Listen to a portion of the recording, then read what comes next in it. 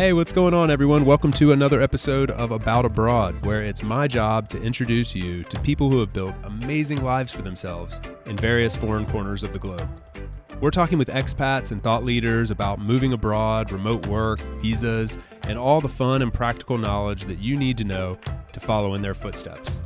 If you've ever dreamed of making a life for yourself overseas, maybe working remotely or embracing long-term travel, retiring or studying abroad, or even just taking a peek inside life beyond your borders, you've landed in the right place.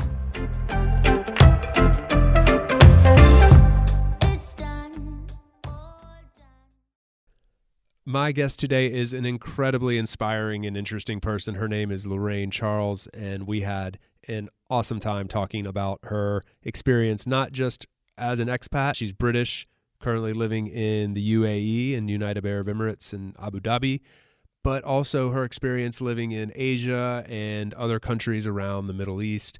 We talk a good bit about Oman and especially about her project called the Nomal Project, which is helping refugees find suitable work via the remote work phenomenon. So she is working remotely from the UAE, has fallen in love with the Middle East, and really we dive deep into what she sees as the special pieces to the pie of this part of the world and how she is hoping remote work will change the lives of millions of people who are just seeking. So much fun talking with her about her experiences around the world and how you can use this information to parlay it into a future in the Middle East if that's a place you want to live, or if you just want to take a peek inside at life in this part of the world, then she's the right person to shed some light on it for you. Please help me in welcoming Lorraine to About Abroad.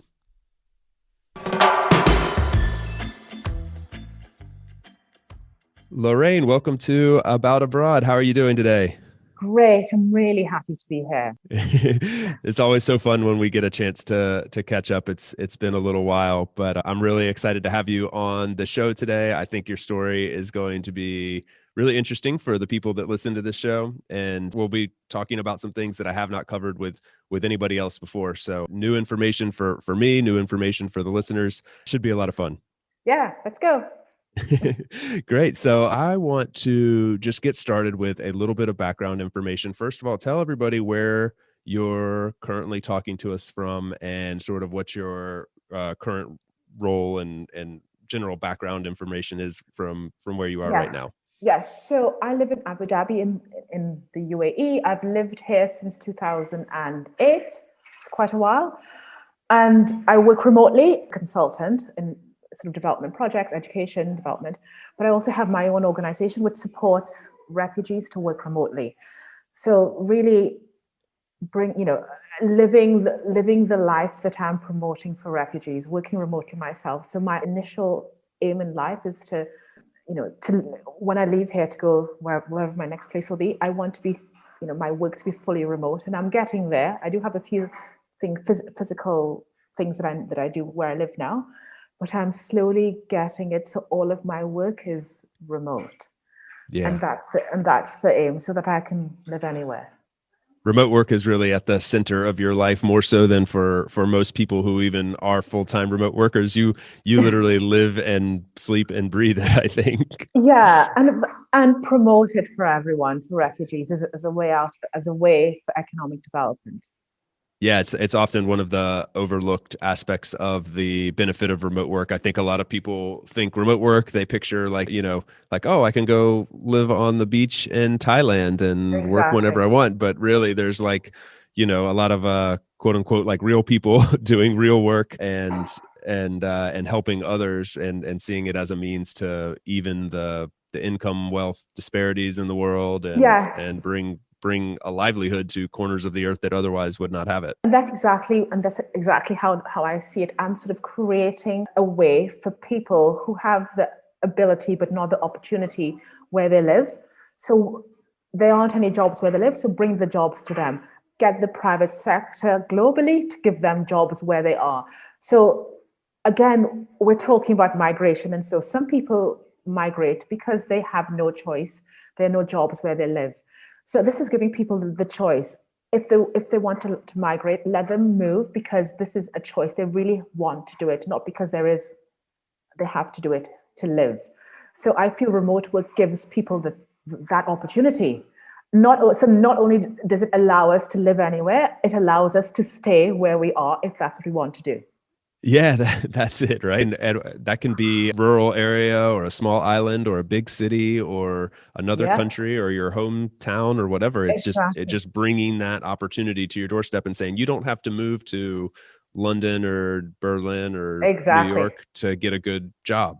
Yeah, exactly, completely. And that's what I'm trying to do. But not only trying to do, but trying to promote that idea to, I mean, obviously, the work that you do, I'm preaching to the converted, but there's still a lot of organizations that are really reluctant to hire anyone remotely because they feel that face time means productivity time. And I'm sort of trying to break that stereotype, to change that narrative Oh and, yeah, you and and I are sell it. definitely speaking the same language there. Yeah, we are. So for sure, for sure. Well, so that project, the one that we're talking about specifically, because I'm sure some people listening are unfamiliar with it, is the Namal project, which people can check out. I'll put the link in our show notes so people that are interested in learning more about that can find it. But that's just an amazing. Is it correct to say philanthropic Yeah, we're a initiative social at this enterprise. point? Yeah, Yeah, yeah. social enterprise still, but just doing amazing things. And I think it's not where we'll spend all our time today, but I think it's worth mentioning a little bit more about that because it is doing super important work. This is sort of separate from your individual life, but the work that you're doing really touches on a lot of what this show is about, and that's bringing opportunities and choice to people and Yeah. opening up those opportunities. So is it you're also partnered with Cambridge? You're partnered with Yeah. MIT. Yeah. Uh, Yeah. Yeah. I So mean, it's come so far. it has, and we've known each other from the beginning, Chase. Yeah. Yeah. So Cambridge is our, would sort of partner with them. And again, it's new. So we're sort of working on how it looks, what it's going to look like and, on how it will move forward. But it's going to be a way for us to get more recognition, for us to be, more, more in the limelight, to keep on spreading the word. With Yeah. MIT, they're one of our partners. We sort of collaborate, working with the same learners. So they have a program that teaches refugees technical skills. They've got a certificate in data and computer science. We do the soft skills for remote work, and again, create this holistic program to give them the skills they need to work remotely, to navigate the space, and also they will will link them up to jobs. And these are really highly skilled, like talented. I can't tell you how amazing, how impressed I am with them, talented individuals. And any company will be lucky just to have someone like that working for them. Yeah. And when you say refugees, how would you define the word refugee in this sense geographically and Yeah. sort of a stereotypical background? Well, this is the amazing thing about this particular project, the MIT project, because they're from all over the world. So, Wow. 50 individuals, 20 countries. So obviously a refugee is someone who's had to leave their home for political reasons, because of conflict. I guess Syrian crisis is the one that we know the best at the moment, but there's also the Rohingyas. There's lots of African refugees. Venezuela. So there's a lot of refugee crises in the world. Venezuela, I guess Venezuela, Syria being the two biggest ones now.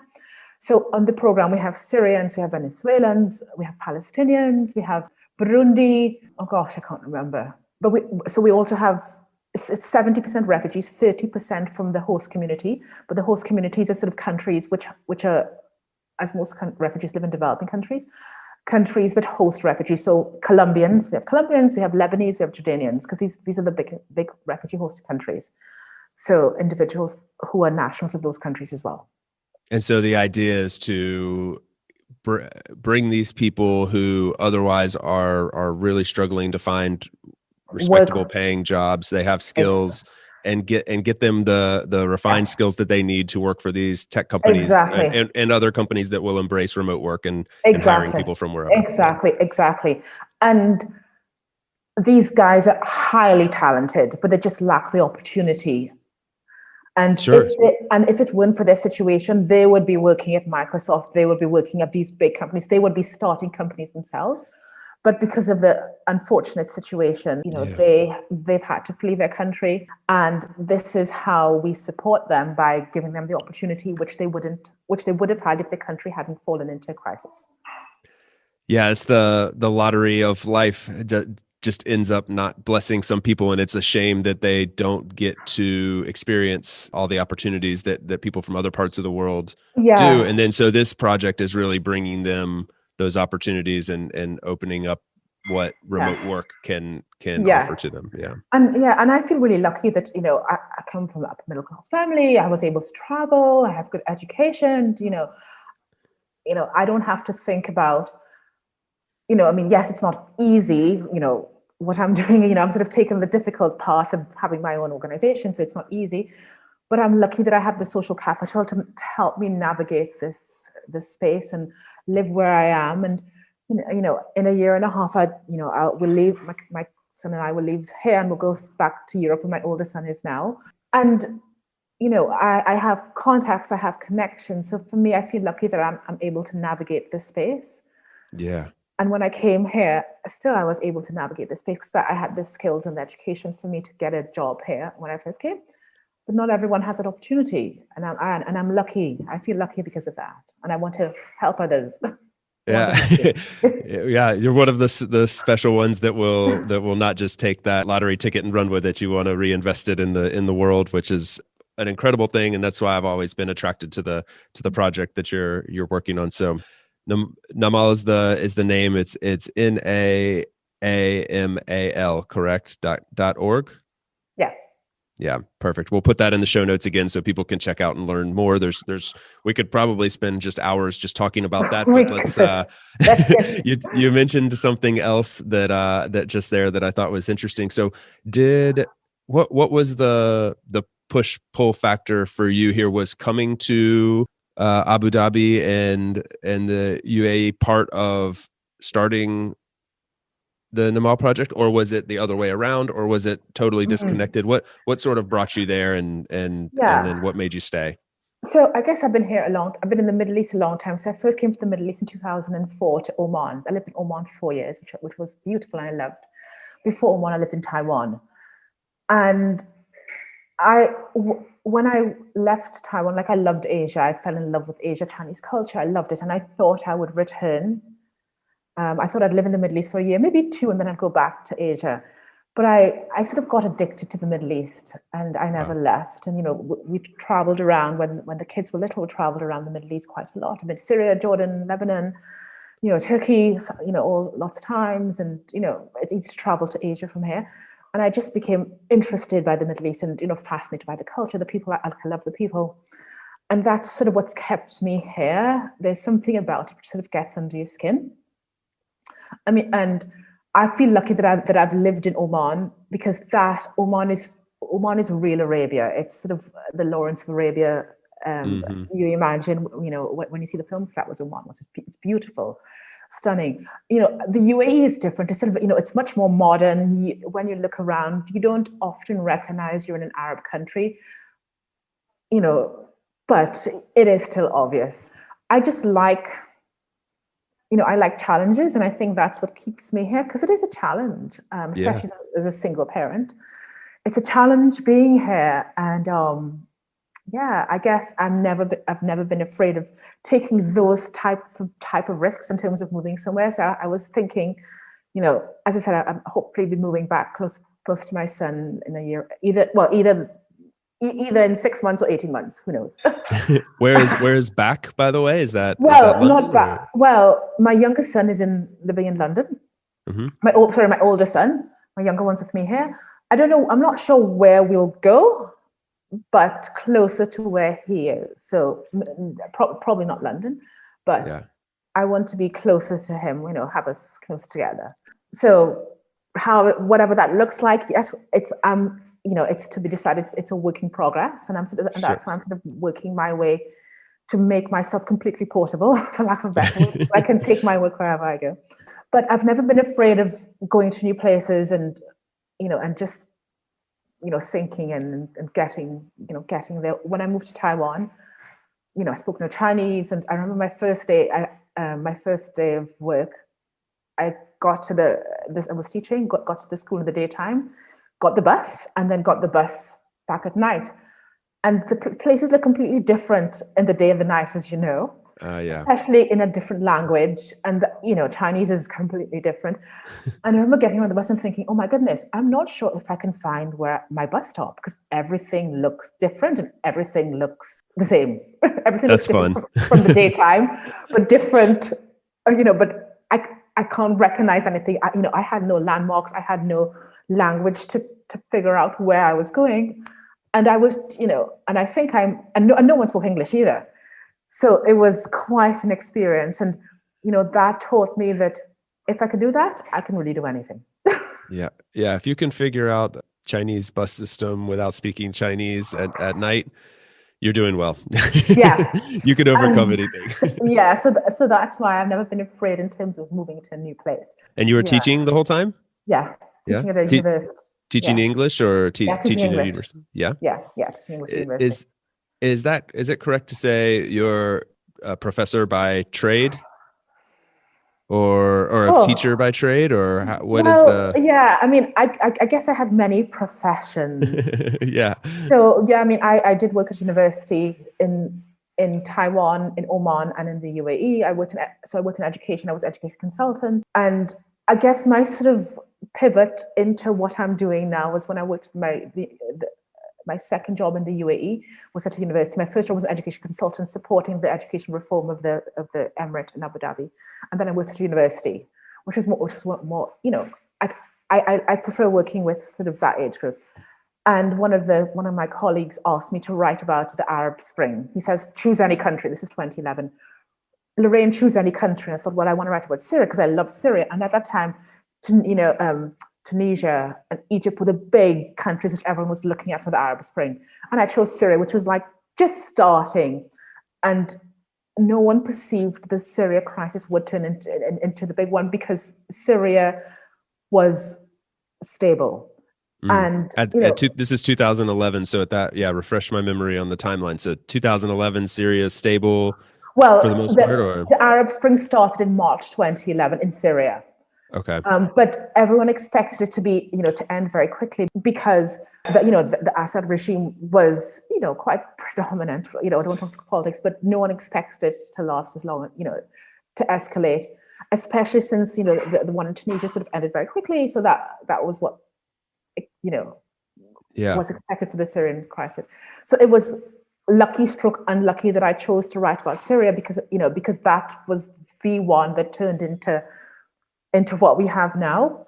And so I wrote a few academic articles about that, education and women, political stuff. Mm-hmm. And then as things escalated, I started to, see what was happening. And then I went back to the UK for a year and I came back to Abu Dhabi. And then this is 2016 when I came back, I think.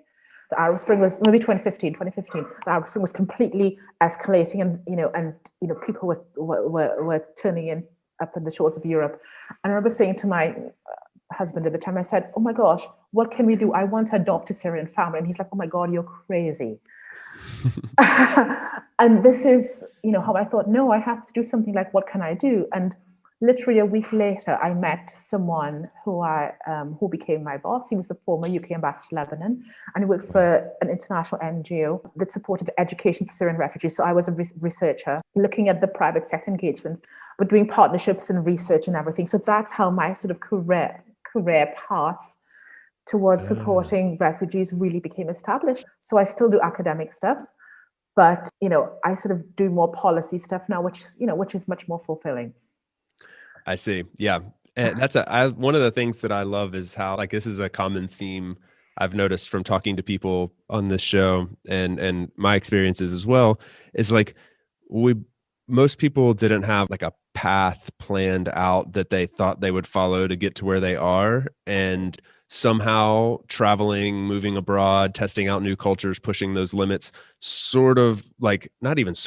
was a major contributor to getting to this place of like where you really feel like you've come into your own a little bit. You're living a life that you really enjoy. You're doing work that you really enjoy.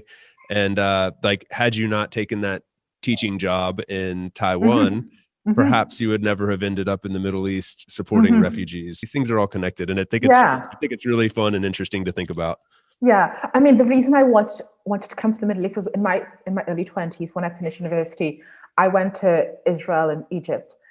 And when I was in Egypt, we drove to the Sinai and I saw those mountains and I thought, oh my God, I love this. I fell in love with the Middle East by going to Egypt. And then and a long time, it took me years after to find a way back. And so I was pregnant with my first child when I moved to Oman. I was like 8 months pregnant when I moved to Oman. Crazy, to this town. You are not afraid of challenges. To this town that didn't even have a proper supermarket. We used to shop in the souk, which is like the markets. Wow. So it was, and women were still washing their clothes in the falaj, which is like the sort of water channels in the back of the village where we lived. That's where I moved to, but I loved it. It was like otherworldly. Were you like the only expat there? Were there any other? No, the university there was hiring Westerners to teach. So yeah. So a bit, but probably only 50 non. Yeah. It's a small number. Yeah. Everyone knew everyone, but then it sort of grew. I mean, now it's different. But when we moved there, like we shopped in the market. People,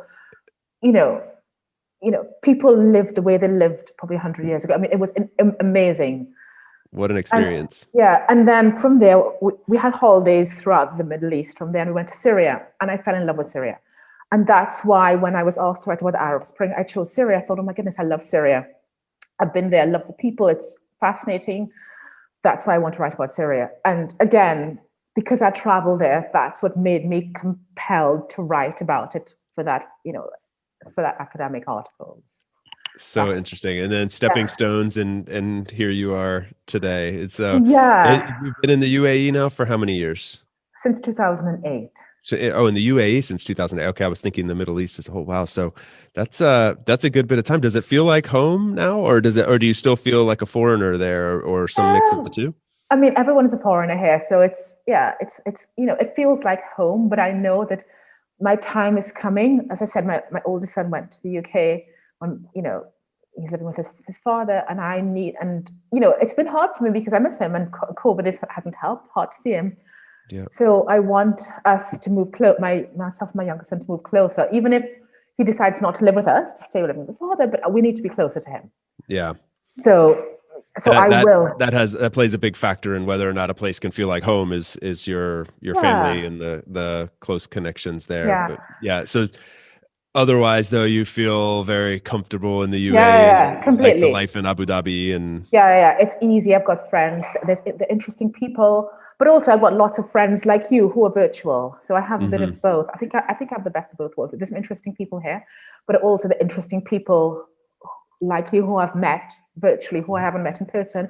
Oh, yeah, I hope we will meet in person one day, but I also have these relationships, which I love as well. Yeah. We're not really, the world is becoming flatter. It's so easy to have actual real connections and relationships and maintain your closest ones despite the distance, which is a great thing, I think. Completely. I mean, I'm a big believer in that. My co-founder and I met online.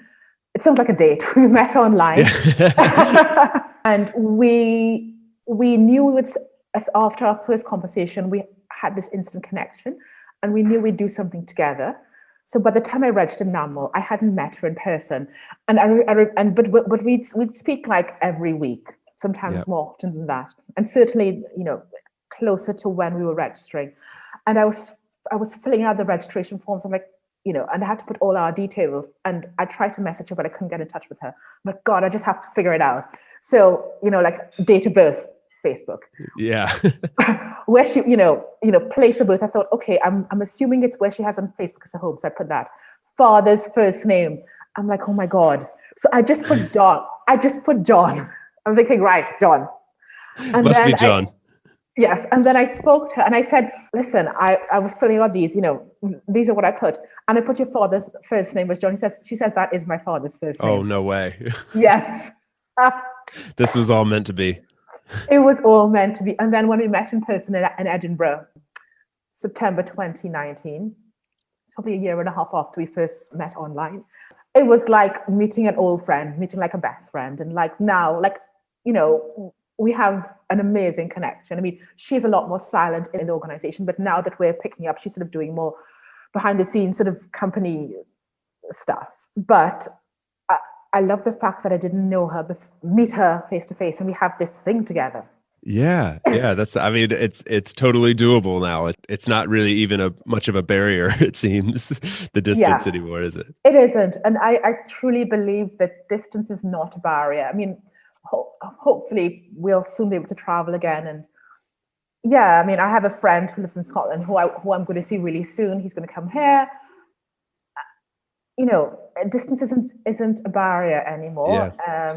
Yeah, not at all. Well, and so for you, when you think about life in Abu Dhabi versus moving back to perhaps the UK, Europe, what will be some of the things that you will miss most about the Middle East? And you can take this however, Abu Dhabi, UAE, Middle East, whatever, versus Europe. And then also, what are some of the things you're really perhaps looking forward to? Of course, time with your son, but as far as like the lifestyle, the city, for someone that might be considering a move to Middle East, to the UAE, you know, this could give them some insight into what life is, what some of the trade-offs are, pros and cons. Yeah, I mean, the UAE is it's nice weather most except the summer. You know, beautiful running outside. I mean, it's beautiful. It's clean. It's safe. For me, I love the safety, but I also love the chaos. I mean, it's probably Abu Dhabi less so than other places in the Middle East, but I love the chaoticness and the like, you don't know what's going to happen. And this happens less to me now because I know it so well, and and it happened much more in Oman. Like, it's unpredictable, and I love the unpredictability about it. I love that. You just don't know what's going to happen. You just don't know, and I love that. What I miss about Europe: friends, family. Yeah.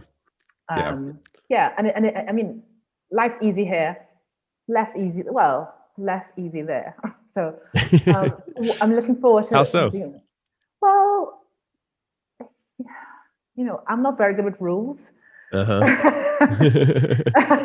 I don't think that for me. I think that for other people.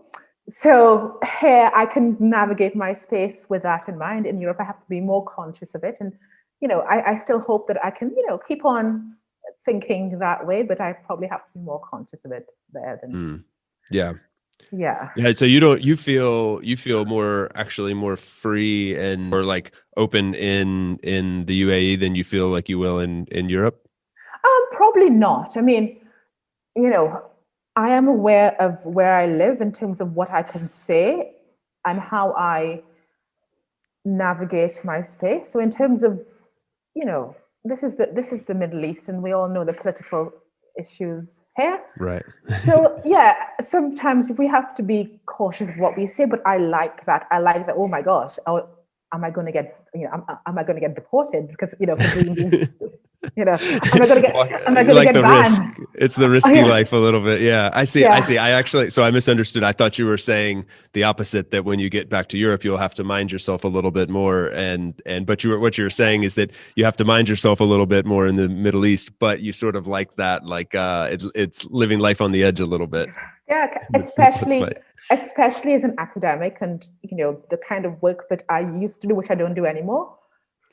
That was like, yeah, quite on the edge. Yeah. But now, even the refugee stuff is kind of sensitive, but less so than my previous line of research. Right. Yeah, it's so interesting because it seems like on the surface, like who could have any issues with wanting to help refugees? But if you think about it for more than 2 seconds, you can see how there's political and all sorts of different aspects to that from different countries, lots of borders sharings and things like this. So yeah. So when you first came to the Middle East, you've been there quite a while now. So how would you say it's changed? I imagine, I have the impression, dramatically, but what's your vantage point from having been there for a while now? So considering I live in the Gulf, which is sort of oil rich, that's how the economy is financed. And with the price of oil decreasing significantly, we're beginning to feel the economic impacts of that, obviously on top of COVID, but even before COVID, the prices of oil have been decreasing. So people, for a lot of expats who come here, they come on massive packages. There's a lot less of that. People are much more coming here less just for the money, because the money isn't necessarily as amazing as it used to be. It's still good, but not as amazing as it used to be. And what I find is, and this is particularly a UAE thing, the people that come here don't come to live in the Middle East. They come to earn the money. And I've always been slightly uncomfortable with that, because yes, I mean, I do need money to live, but I really want to understand the place, and that's why my initial research was on the UAE. So I do have a good understanding. I have a pretty good understanding, because that's what I've researched about the place, about the culture, society, politics, that sort of thing, and I am interested in it. And for me, it sort of helps me navigate the space. So I guess what's changed is the type of people who are coming, and the people who are staying are becoming invested. And when I say invested, I mean, emotionally in the place. Yeah. So yeah, not just there to take advantage of the income or live a certain lifestyle completely secluded from the locals. Exactly. Which, I mean, that still happens. Yeah, sure. But I hope less and less. I mean, it's hard to say, because I guess I've been locked in my apartment for 9 months, so it's hard to say.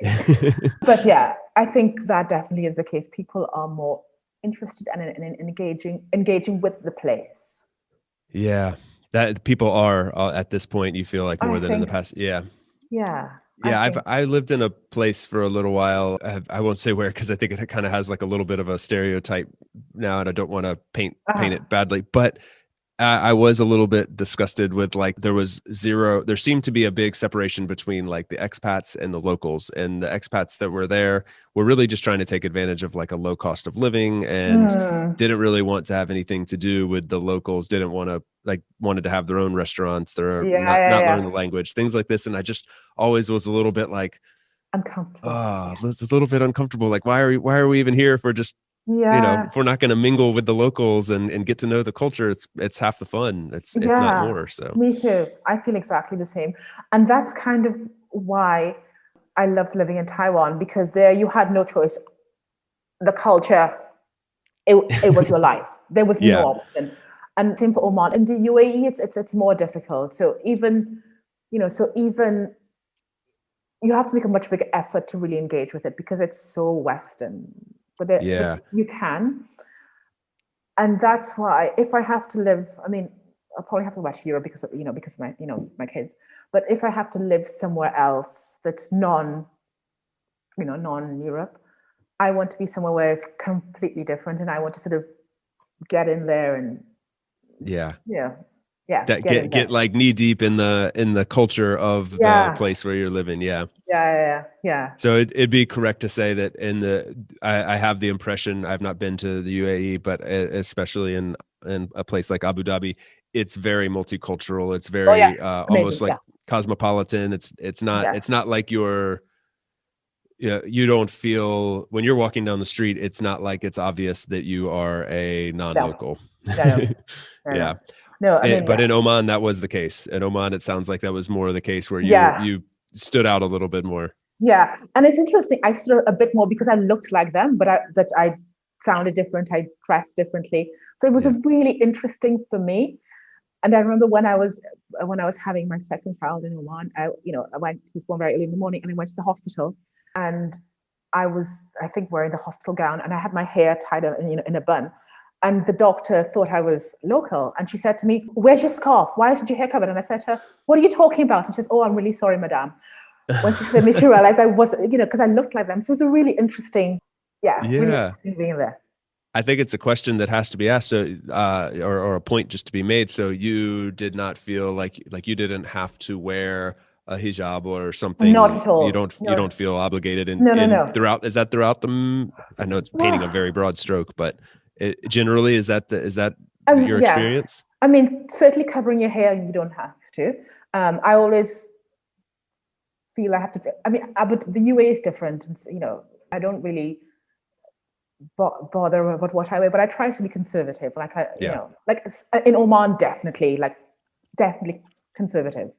In the UAE, less so. And when I travel to Jordan, you have to be aware of where you are Yeah. and sort of what people are doing, and you don't want to stand out. And I remember being when I was in Oman, and we lived in a pretty conservative place, and going to the hotel where we used the pool and the gym, and seeing foreigners wearing like short shorts, and I thought, oh my god, who didn't advise them? Yeah. You know, Somebody needs to tell them. Yeah. somebody tell them you can't wear that. And Yeah. of course, they wanted to look polite. They wouldn't say anything, but I'm like, come on, look at where you are. Yeah. I know some people will take like I have the impression some people take some offense to this, and I can understand that side of the coin. On the other hand, I think like you do have to respect like local traditions when you go somewhere. I mean, even here in Spain or throughout Europe, if we walked into my wife and I to a cathedral one time to look around, and she was wearing like a tank top or something. And they said, cover. can you please cover up your shoulders? And Mhm. she didn't take any offense to that. Like, oh yeah, that's the kind of the norm here, the rules here. I Yeah. understand. And you just, Yeah. you move along. Yeah, but also we expect people when they come to the West to adopt Right. Western, expect them to speak English. So Exactly. when we live somewhere, we really need to understand that it's not the same as where we live. And if I lived in Brazil, I'd be completely dressed differently. I'd be like wearing nothing. Yeah, exactly. You could Like do they that in do. Brazil. Exactly. But you can't do that here, and you just have to realize it's where you are. And I think that's the beauty about traveling. You become conscious of the culture and the people, and I think you definitely gain much more respect when you act appropriately. Yeah. You Yeah. gain friends. That's how you're going to get knee deep into the culture and perhaps be invited over for tea at a local house or Yeah, something, like these are, and yeah, that'll be a once in a lifetime opportunity. So yeah, I think you have to adapt a little bit. And yeah, yeah, definitely. yeah. So one thing I like to get into a little bit, it's not necessarily the most exciting and fun part, but it's the very practical part of this show, is talking about the sort of the process of moving to a place like let's talk about the UAE in particular, from a visa standpoint, just what is the process like for you can speak specifically about your background and coming from where you're from, but sort of generally speaking, I mean, is it a place that's very difficult to get into, or is it open? Yeah. What are your thoughts here? Well, that's changing. It's changing a lot. So there's this new freelance visa for Dubai, which is like, you could just like, people come, to work in Europe, all these places which allow people to work freelancers. Dubai has it. It's quite expensive to live here, so you have to be really cautious of the difference in wages. But the UAE are trying really hard to attract people. So it is getting much easier to get visas. There's a freelance visa. There's the remote work thing, so you can work for a company, work remotely in Dubai. So it is changing a lot. I mean, my advice is just look very carefully, but be conscious of the cost of living. Yeah. Would you compare the cost of living to a place like London, or something along those lines? So we're talking one of the more expensive places. I mean, Hong Kong, London, New York, San Francisco. These are expensive places to live. Yeah. But there are ways to live cheaply, but it is pretty expensive. The big things, rent and school, are the big things. School is always private, or just generally you want to use private as an expat, or? Well, because I mean it's an Arab country, so schools are in Arabic. Yeah. Yeah. Of course. Yeah. So if you want to send you can send your kids. There's probably, I imagine there's tons of options Tons. Yeah. Okay. Tons. Yeah. Yeah. But expensive. Yeah, I can imagine. Yeah. Because you have, I mean, as you mentioned, you have all these expats there. They get brought there with big packages. Exactly. Yeah. Exactly. Yeah. So be conscious of that. And then, so when you arrived, like in your case, were you brought to the UAE via a job and okay? Yes. So that was your path. Yes, and back when I did in 2008, that was the only way. Okay. But now things have changed, and they're trying to attract talent and young talent entrepreneurs. But when I came, that was the only way, and it was much more difficult then than it is now. So if somebody wanted to move there, their best path right now, if their company isn't going to bring them there, is to look up the remote work or freelance visas for I'd say so, for the UAE, and see if that would apply to them. Yeah. I mean, I'm not sure. It was announced. I'm not sure if it's been made law yet, but it will happen. Yeah. Even if it hasn't, but because it's been passed as a law. Interesting. Okay. And then you may not, this is reaching back a little bit, but in Oman, if somebody was interested in moving there, do you recall what that process was like? Oh, much like the UAE was when I first came. It's really tied to jobs, and a lot of these countries are trying to nationalize their workforce, so trying to have fewer and fewer foreigners. I don't know if they have anything like the freelance visas or that. I don't know, but I doubt it because the ones are a lot more conservative, and Yeah. But certainly, they're trying to provide jobs for their people. Yeah. But if you could get there, I highly recommend it. If you could find a way there, it's the most amazing. It's magic. It's magical.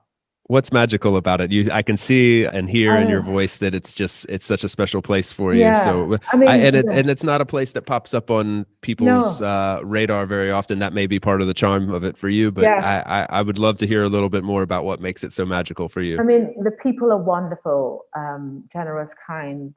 It's beautiful. The mountains, and not green mountains, brown mountains, beautiful rocky mountains. The culture, I don't know. It's just, it is like stepping back in time. Yeah. It really deep, is. Rich history and culture, and and just interesting. Very, very interesting. Where would you live if you were going to give give the Middle East another shot and say, my next chapter is going to be here? Where might that be? If there weren't a war in Syria, I would love to live in Syria. Yeah. Istanbul. Istanbul? Oh. Love Istanbul, but I couldn't live there all the time. I mean, it's beautiful, it's crazy, it's chaotic, but I love that city. Would you say it's more chaotic than Abu Dhabi? Oh yeah, yeah. I mean, Istanbul is it's a massive city. Yeah, it's huge. And I love cities on the sea. I love cities on the water. It's beautiful. I love the Bosphorus and the boats back and forth. Chaotic though. I like Jordan. I really like Jordan. I like Jordan a lot. So I would. Where in Jordan? Anywhere in particular in Amman. Jordan? Amman. Yeah. Okay. Yeah. I like it, and we have a project there, so I have good reason. Well, COVID dependent, have good reasons to go to Jordan. Yeah. Excellent. Please go ahead. No, I was going to say that. I mean, the Middle East is amazing. It's really special. Lots of cool places. Yeah, I mean, I recommend people to come. It's chaos, interesting, fun, wonderful people. Sounds wonderful. You've got me sold. I need to. It's a part of the world that I am yet to spend any time in, and but I love talking with people who have experienced it, can share a little bit more of what life's like there and the path to getting there. And so your background has been really helpful for me, and I hope for some listeners. So I've kept you long enough, and we can wrap this up here pretty soon. But I just wanted to ask you a couple quick questions. Give me the first thoughts that come to your mind, and we'll see what comes of it, and then we'll wrap it up. Okay? Yeah. Sounds good. So what has been the most exciting thing that's happened in the last year for the NAMO project? Cambridge, everything. Cambridge, MIT, collaboration, our project in Jordan. It's been an amazing year of hard work, surprises. I mean, I feel, I feel really pleased with how it's gone. Everything has been amazing about it. Everything. I can't pinpoint one thing. I'm just really happy, and I've worked really hard, but I've had some really good luck. But I think now my connections are now becoming harder work, not luck. Yeah, that's exciting to watch unfold from my standpoint too. What would be the number one piece of advice you would give to a expat moving to Abu Dhabi tomorrow?